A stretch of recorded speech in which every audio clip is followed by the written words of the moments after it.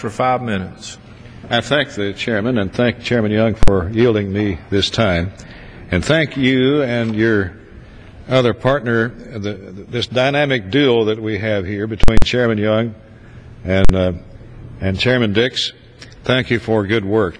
The nearly $649 billion in total funding within this bill will provide our armed forces with the resources they need for the nation's missions abroad and the protection of our people here at home.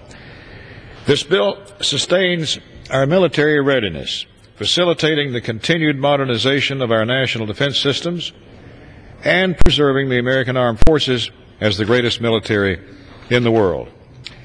As our soldiers and Marines continue to put their lives on the line to eliminate terrorism and protect freedom around the globe, Congress must provide the necessary support and funding to keep them safe and well equipped, and we must do so in a timely manner.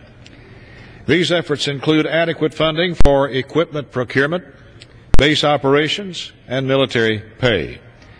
To improve our defense capabilities and prepare for future challenges, we've provided funding for research and development into new technology. This legislation also provides essential funding for health and quality of life programs for the men and women of the armed services and their families.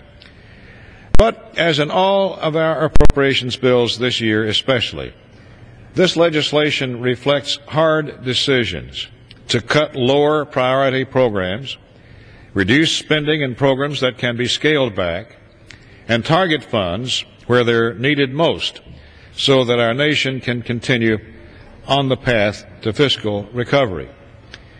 No bill, no department, including the Pentagon, should be immune from scrutiny during these precarious financial times.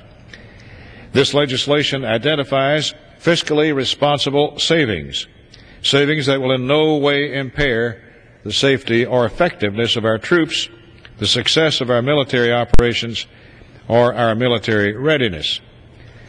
The bill also increases oversight of defense programs and funds to ensure that tax dollars are being spent wisely and efficiently. We've taken a critical eye and increased scrutiny on some programs to ensure American taxpayers are receiving the proper benefits for their defense investments. I want to thank again Chairman Young and Ranking Member Dix for their tireless work. In fact, it's a very bipartisan spirit and commitment, and that's the rule of this subcommittee over the decades of time, and their commitment to crafting a very responsible defense bill. And, of course, the staff has worked tirelessly to make this day possible.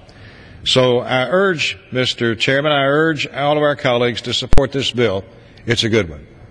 Gentleman yields back. For what purpose, gentleman from Washington rise? Mr. Chairman.